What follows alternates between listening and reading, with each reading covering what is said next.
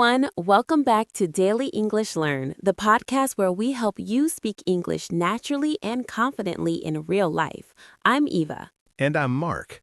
So tell me something honestly. How many times have you said to yourself, tomorrow I will practice English. Tomorrow I will watch that grammar video. Tomorrow I will finish that speaking exercise. And then tomorrow comes and you do exactly nothing. Oh, Mark, you are describing my entire life right now. I mean, I want to improve my English speaking. I really do. But somehow, when the moment comes to actually open my mouth and practice, I just feel like maybe I should rest a little more. Maybe I should check my phone first. Maybe I should just scroll through Instagram for 5 minutes. And those 5 minutes become 2 hours, right? Exactly. So today we are talking about something that I think every English learner faces. You have the dream, you have the goal, you want to speak English fluently, but the motivation? It just disappears the moment you need to take action. Yes, and here is the interesting part. This is not just an English learning problem. This is a human problem. But today, we're going to show you how to actually fix it, and we will use real examples from English learners just like you. By the end of this episode, you will understand why your brain stops you from practicing English, and more importantly, you will learn practical ways to trick your mind into actually doing the work. And the best part? We're going to teach you all of this in simple, natural English, so you are also improving your listening skills right now while learning how to become better at English. So stay with us. All right, let us start with the biggest question. Why do we feel lazy even when we really want something? I mean, think about this. You genuinely want to speak English fluently. You imagine yourself talking confidently with native speakers, maybe traveling abroad, maybe getting a better job. You can see this picture clearly in your mind, right? Oh, yes, I can see it perfectly. In my mind, I am already speaking like a professional, having deep conversations, making jokes in English. But then I sit down to actually study, and my brain just says, no, thank you, not today. So what is happening here? Why does your brain do this? The answer is actually very simple. Your brain loves dreaming, but your brain hates working.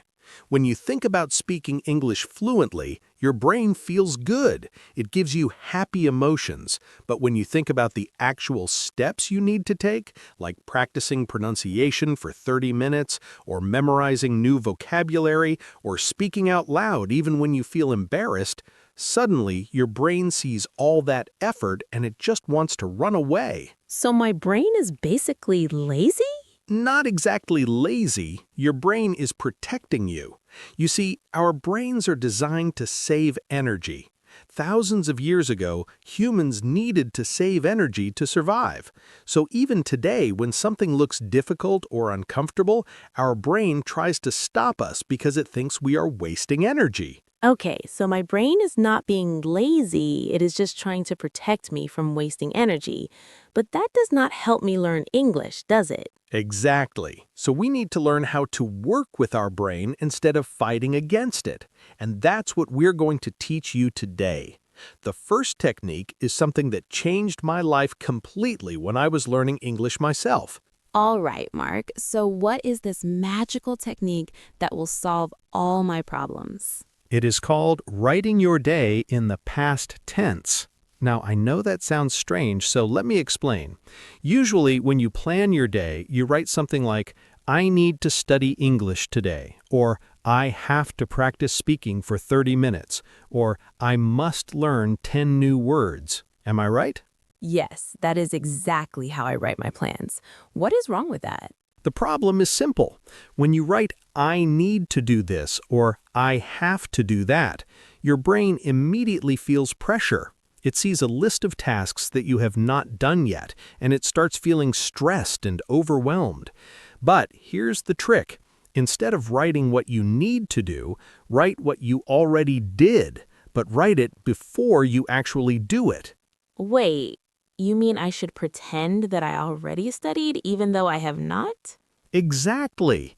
So instead of writing, I need to study English for 1 hour today, you write, I studied English for 1 hour today, and I felt really proud of myself. Instead of writing, I have to practice speaking, you write, I practiced speaking today, and it was easier than I thought. Okay, but why does this work? I mean, I'm just lying to myself, right? Not lying, you are creating a vision. You see, when you write in past tense, your brain starts believing that this thing is possible and easy. It does not feel like a difficult task anymore. It feels like something you have already accomplished successfully. So when you actually sit down to study, your brain thinks, oh, I have already done this before. This is not scary. And it becomes much easier to start. That is actually brilliant. So let me try this right now. Instead of saying, I need to record this podcast episode today, I should say, I recorded this podcast episode today and it went really smoothly. I felt confident and I did not make any mistakes. Perfect! You see how different that feels? When you say it like that, it doesn't feel stressful anymore. It feels like you were just describing something normal that already happened. Wow, this is such a simple change, but it completely changes how I feel about the task. Okay, so that is technique number 1. Write your goals in past tense before you actually do them. What's next? Technique number 2 is about making boring tasks feel interesting. Because let us be honest, sometimes studying English just feels boring. You know you need to do it, but you just cannot find the energy to start. Oh, yes, especially when I need to memorize vocabulary. I just sit there looking at the words and my brain starts thinking about everything else. Like, maybe I should clean my room first. Maybe I should cook something. Maybe I should call my friend. Anything except studying those boring words. Exactly. So here's what you need to understand. The task itself is not the problem. The way you are doing the task is the problem. Let me give you an example. Imagine you need to practice English speaking for 30 minutes. If you just sit at your desk with a notebook and try to speak to yourself, of course it feels boring. But what if you do it differently? What do you mean differently? What if you make yourself a nice cup of tea first? What if you play some soft background music? What if you go sit in a different room, maybe near the window where there's sunlight? What if you imagine you were talking to your future foreign friend? Suddenly, the same task feels completely different. Oh, I see. So you're saying I should add small things that make the experience more enjoyable? Exactly. Your brain does not actually hate studying English. Your brain hates the boring way you are doing it. So change the environment, change the mood, make it feel special. I have a friend who used to hate practicing English pronunciation, but then he started doing it while walking in the park every morning. He would walk, look at the trees, breathe fresh air, and practice speaking English out loud. Suddenly, it was not a boring task anymore. It became his favorite part of the day. That makes so much sense. So, for example, if I want to watch English learning videos, but I keep getting distracted, maybe I should make it more comfortable. Maybe I light a nice candle. Maybe I make some popcorn. Maybe I turn it into a relaxing experience instead of feeling like homework. Perfect. You're getting it. The secret is simple. Stop forcing yourself to work hard. Instead, make the work feel easy and enjoyable, because when something feels good, you will naturally want to do it more. I love this. Okay, so technique 1, write your goals in past tense. Technique 2, make boring tasks feel enjoyable by changing how you do them. What is technique number 3? Technique number 3 is something really powerful. It is called just start for 2 minutes. This technique works because of something psychologists call the Zeigarnik effect. Now I know that sounds complicated, so let me explain in simple English. Yes, please, because I have no idea what that word means. The Zeigarnik effect basically means that once you start something, your brain really wants to finish it. Your brain does not like leaving things incomplete. Have you ever started watching a TV series, and even though you wanted to sleep, you just had to watch one more episode? Oh my God, yes, all the time. I tell myself just one episode, but then it ends with something exciting and I think, okay, just one more, and suddenly it is 3 in the morning. Exactly. That is the Zeigarnik effect. Your brain wants to finish the story. And you can use this same trick with English learning. The problem is not that you cannot study English. The problem is that you cannot start studying English. So here's what you do. Do not tell yourself you need to study for 1 hour. Just tell yourself, I will study for only 2 minutes. 2 minutes? That is so short. What can I even learn in 2 minutes? That's exactly the point. 2 minutes feels so easy that your brain does not resist. You think, okay, fine, just 2 minutes, I can do that. So you sit down, you open your English book, or you start watching an English video. And here's what happens. After 2 minutes, your brain is already involved in the task. You have already started. So your brain naturally wants to continue because it does not like stopping in the middle. Oh, that is so clever. So I trick my brain into starting by promising it will only take 2 minutes. But once I start, I will probably continue for much longer because I'm already doing it. Exactly. I use this technique all the time.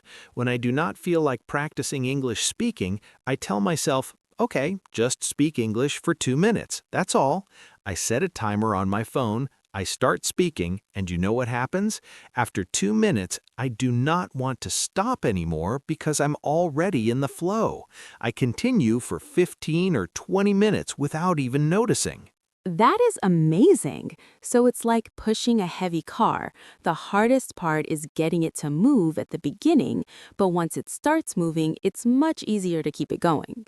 Perfect analogy. Yes, starting is the hardest part, but once you start, continuing becomes natural. So remember, whenever you feel lazy and you do not want to study English, just tell yourself, only 2 minutes. Do not think about the whole task. Just think about those first 2 minutes. And I promise you, most of the time, you will end up doing much more than 2 minutes. All right, so we have learned 3 powerful techniques today. Number 1, write your goals in past tense before you do them so your brain sees them as already possible. Number 2, make boring tasks enjoyable by changing the environment and the mood. And number 3, just start for 2 minutes because starting is the hardest part, but once you start, your brain will naturally want to continue. Exactly. And here is what I want you to understand. Being lazy is not a permanent personality trait. You are not a lazy person. You are just someone who has not learned the right techniques yet. Your brain is designed to save energy, so of course it will resist hard work. But now you know how to work with your brain instead of fighting against it. And honestly, these techniques do not just work for learning English. You can use them for anything in life. Working out, eating healthy, finishing projects, anything that requires motivation and discipline. Absolutely. But since we are talking about English learning specifically, let me give you one final tip. Stop waiting for the perfect moment to start. So many English learners tell me, I will start practicing seriously next month, or I will start speaking English when I feel more confident, or I will start after I finish this grammar book. But here's the truth. There is no perfect moment. The perfect moment is right now. That is so true. I wasted so many months waiting to feel ready, waiting to feel confident, waiting to have enough time. But the truth is, I was just scared, and I was using waiting as an excuse to avoid starting. Exactly. So if you are listening to this episode right now, I want you to make a decision. Pick one of the techniques we taught you today, just one, and use it tomorrow. Do not wait until next week. Do not wait until you feel motivated. Just try it tomorrow and see what happens. And remember, learning English is not about being perfect. It's about being consistent. Small steps every day are much better than big steps once a month.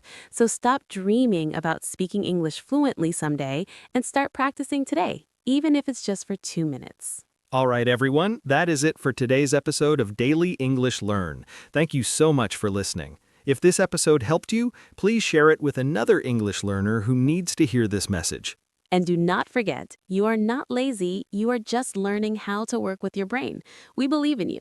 Keep practicing, keep improving, and we will see you in the next episode. Take care, everyone, and remember, your English journey starts today, not tomorrow. Bye. Bye.